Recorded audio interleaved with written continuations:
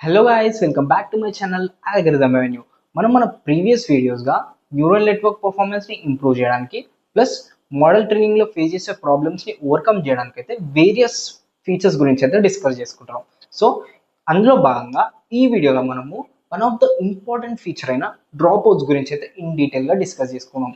Okay, first బేసిక్గా ఈ drop out concept అంటే ఏంటో చూద్దాం. ఓకే, ఇది వచ్చేసిన శాంపుల్ న్యూరల్ నెట్వర్క్. ఓకే, ఇది వచ్చేసిన శాంపుల్ న్యూరల్ నెట్వర్క్. ఇందులో నాకు ఒక ఇన్పుట్ లేయర్ ఉంది, 2 హిడెన్ లేయర్స్ ఉన్నాయి, ఒక అవుట్పుట్ లేయర్ అనేది ఉంది. ఓకే, నా ఇన్పుట్ లేయర్లో 5 నోట్స్ అనేవి ఉన్నాయి, అంటే నాకు 5 ఫీచర్స్ అనేవి ఉన్నాయి. ఓకే, ఇది వచ్చేసి నాకు 2 హిడెన్ లేయర్స్, ఇది వచ్చేసి నా అవుట్పుట్ లేయర్. ఓకే, నువ్వు బేసిక్గా డ్రాప్ అవుట్ అనేది న్యూరల్ నెట్వర్క్ అప్లై చేసినప్పుడు ర్యాండమ్గా కొన్ని నోట్స్ అనేవి డ్రాప్ అవుతాయి. ఓకే, న్యూరల్ నెట్వర్క్ నుంచి ర్యాండమ్గా కొన్ని నోట్స్ అనేవి డ్రాప్ అవుతాయి. ఓకే, ఏ నోట్స్ డ్రాప్ అవుతాయి అంటే ఇన్పుట్ లేయర్ అండ్ హిడెన్ లేయర్లో ఉన్న నోట్స్ అనేవి ర్యాండమ్గా డ్రాప్ అవుతాయి. ఓకే, ఇప్పుడు ఆ డ్రాపింగ్ అనేది ఎలా జరుగుతుందో ఇన్ డీటెయిల్గా చూద్దాం. ఓకే,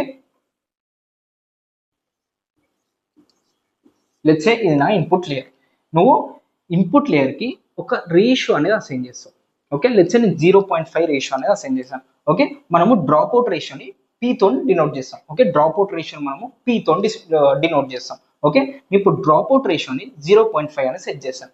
ఓకే, 0.5 సెట్ చేశానంటే నేను ర్యాండమ్గా 50% ఆఫ్ ద నోట్స్ అనేవి డ్రాప్ చేస్తున్నాను. ఓకే, ఈ ఇన్పుట్ లేయర్లో నేను ర్యాండమ్గా 50% ఆఫ్ మై నోట్స్ అనేవి డ్రాప్ చేస్తున్నాను. ఓకే, అంటే నాకు 5 నోట్స్ ఉంటే అందులో 2 నోట్స్ అనేవి ఆటోమేటిక్గా డ్రాప్ అయిపోతాయి. ఓకే, ఆ నోట్స్ అనేవి మనం డిసైడ్ చేయలేము, అవి ర్యాండమ్గా డిసైడ్ అవుతాయి.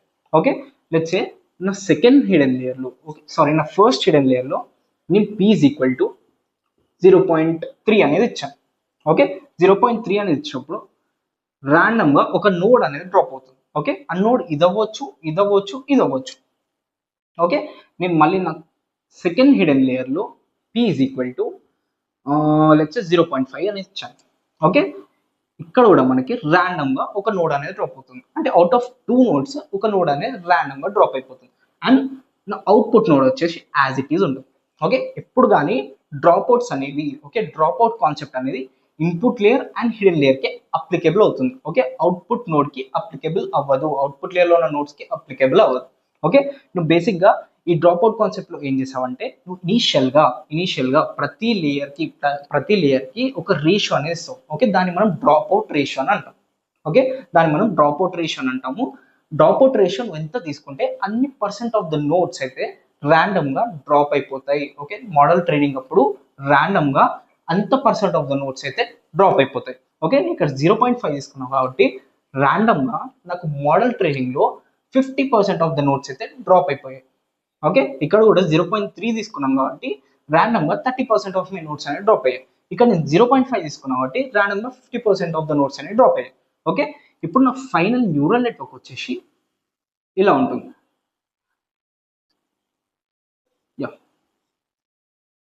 ఇది నా ఫైనల్ న్యూరల్ నెట్వర్క్.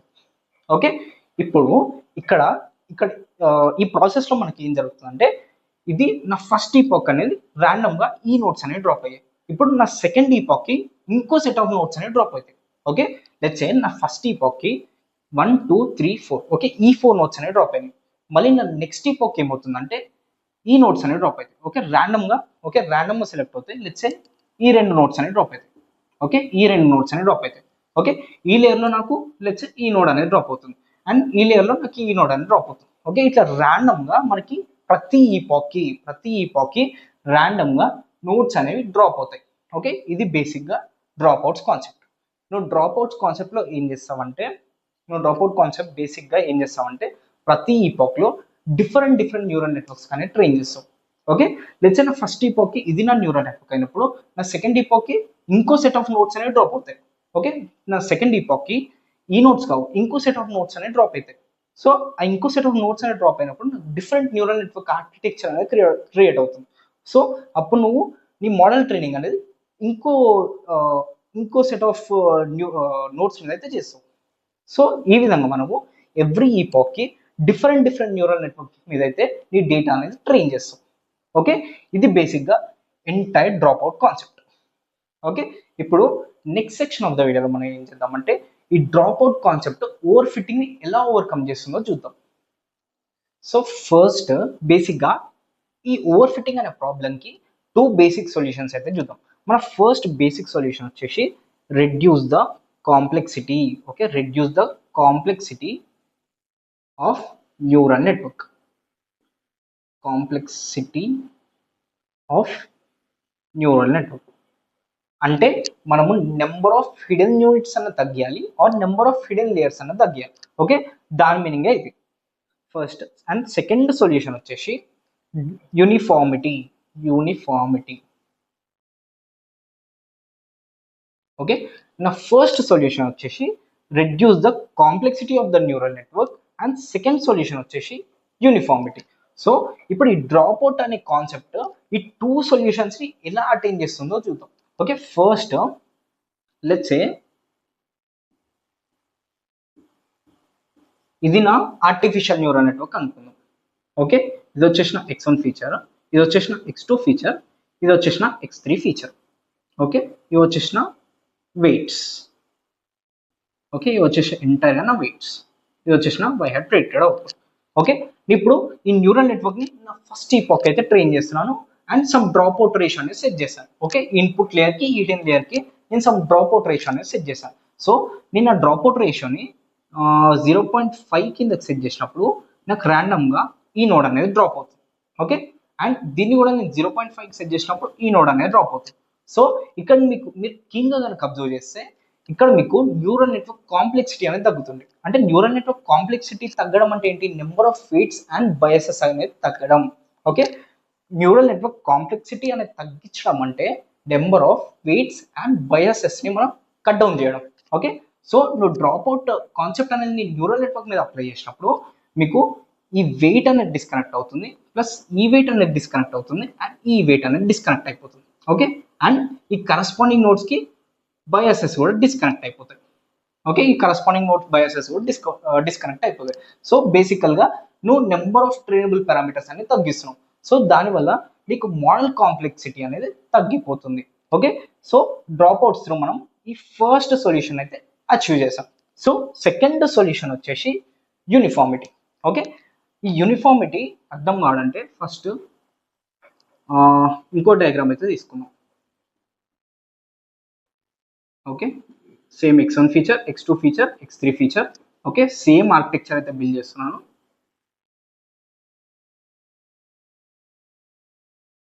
యా, ఇది నా ఆర్కిటెక్చర్.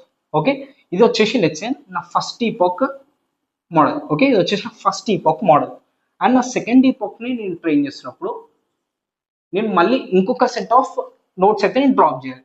లెట్స్ సే నేను ఈ నోడ్ అనేది డ్రాప్ చేశాను అండ్ ఈ నోడ్ అనేది డ్రాప్ చేశాను. ఓకే, ఇక్కడ మీకు ఒక ఆర్కిటెక్చర్ ఫామ్ అయింది, ఇక్కడ మీకు ఒక డిఫరెంట్ ఆర్కిటెక్చర్ అనేది ఫామ్ అయింది. ఇప్పుడు ఈ యూనిఫార్మిటీ కాన్సెప్ట్ అంటే ఒక నోడ్ అనేది పర్టికులర్ గా ఒకటే ఫీచర్ మీద కాన్సన్ట్రేట్ చేయకుండా ప్రివెంట్ చేయడం. ఓకే, ఒక నోడ్ అనేది ఒకటే ఫీచర్ మీద కాన్సన్ట్రేట్ చేయకుండా ప్రివెంట్ చేయడం. ఓకే, మీరు let's say same neural network architecture అనేది తీసుకున్నాం. ఓకే, లెట్స్ సే ఇది నా న్యూరల్ నెట్వర్క్ ఆర్కిటెక్చర్. ఓకే, ఇప్పుడు మీరు నోడ్ అనేది మీరు కన్సిడర్ చేసుకుంటే ఈ ఫీచర్ ఇన్పుట్ లాగా వెళ్తుంది, ఈ ఫీచర్ ఇన్పుట్ లాగా వెళ్తుంది, ఈ ఫీచర్ ఇన్పుట్ లాగా వెళ్తుంది.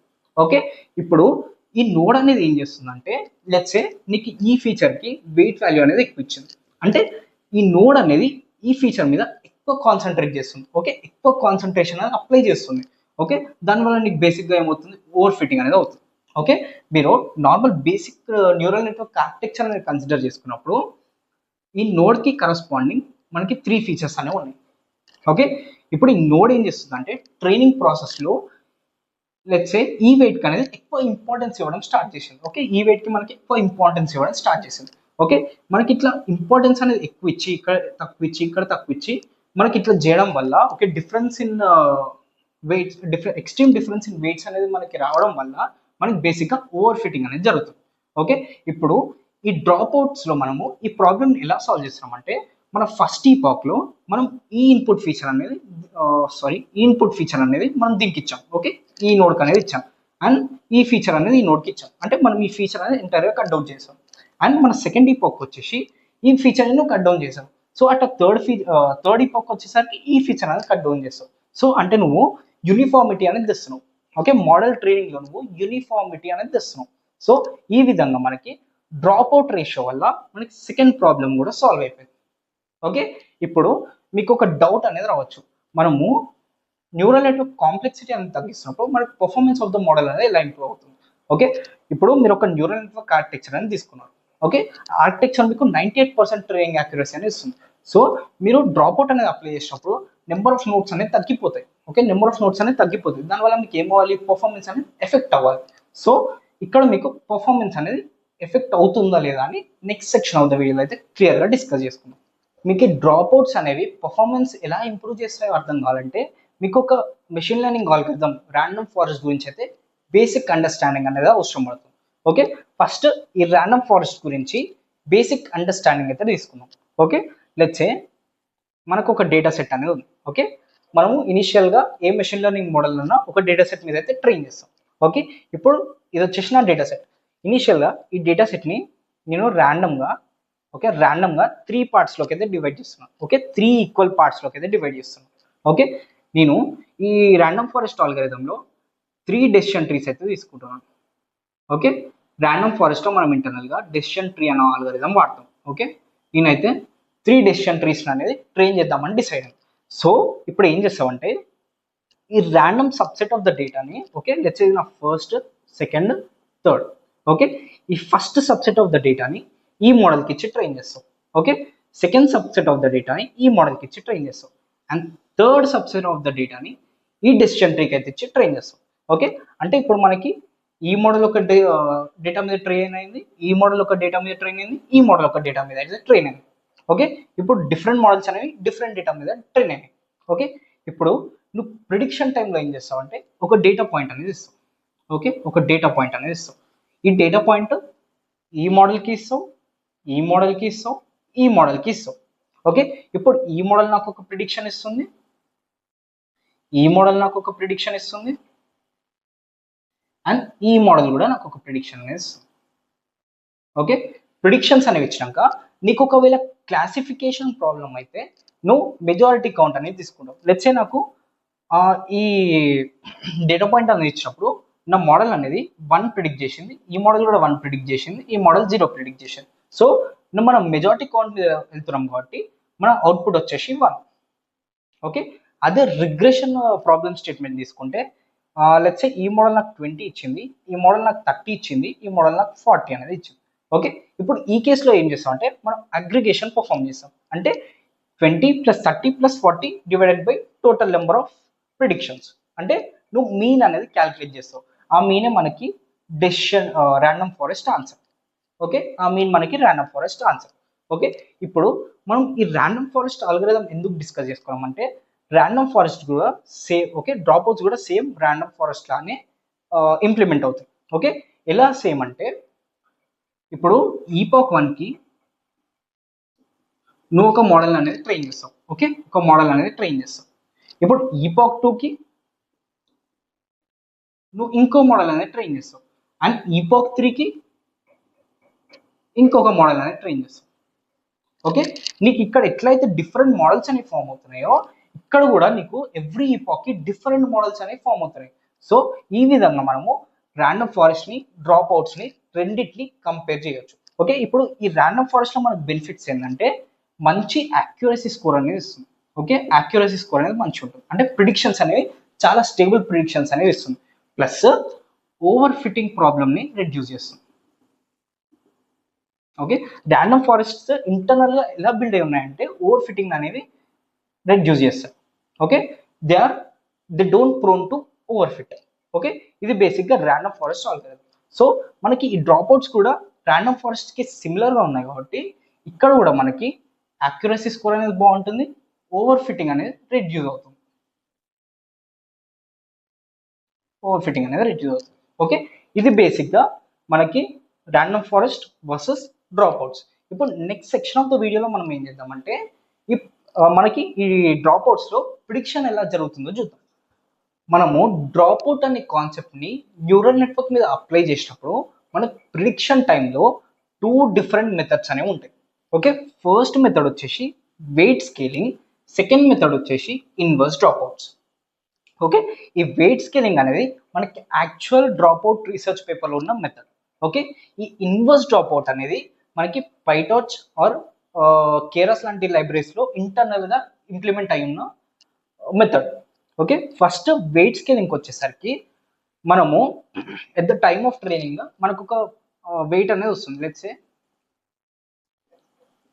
ఇది నా న్యూరల్ నెట్వర్క్ ఆర్కిటెక్చర్.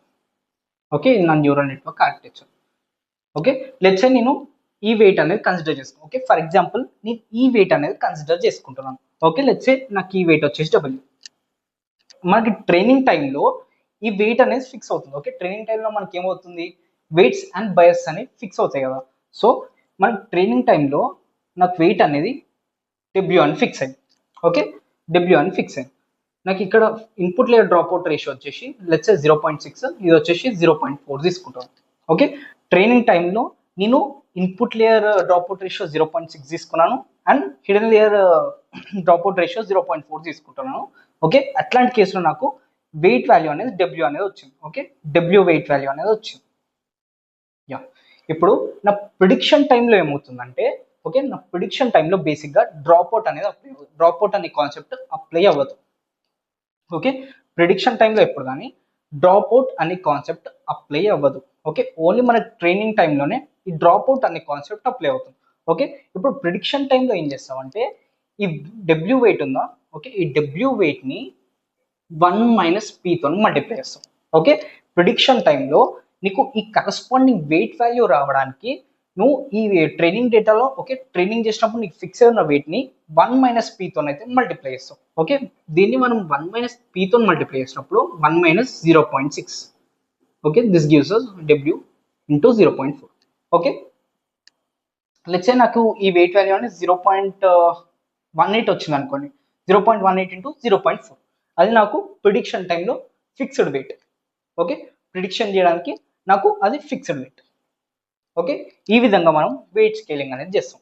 ఓకే, మనం వెయిట్ స్కేలింగ్లో ఏం చేస్తామంటే at the time of training మనము డ్రాప్ అవుట్స్ అనేవి అప్లై చేస్తాము.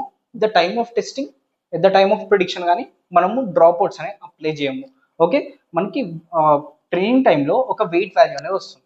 ఓకే, ఆ వెయిట్ వాల్యూని మనము 1 - P తో మల్టిప్లై చేస్తాం. ఓకే, ఈ 1 - P తో మనం ఎందుకు మల్టిప్లై చేస్తున్నాం అంటే ఇప్పుడు ఈ వెయిట్ వాల్యూ మనకి,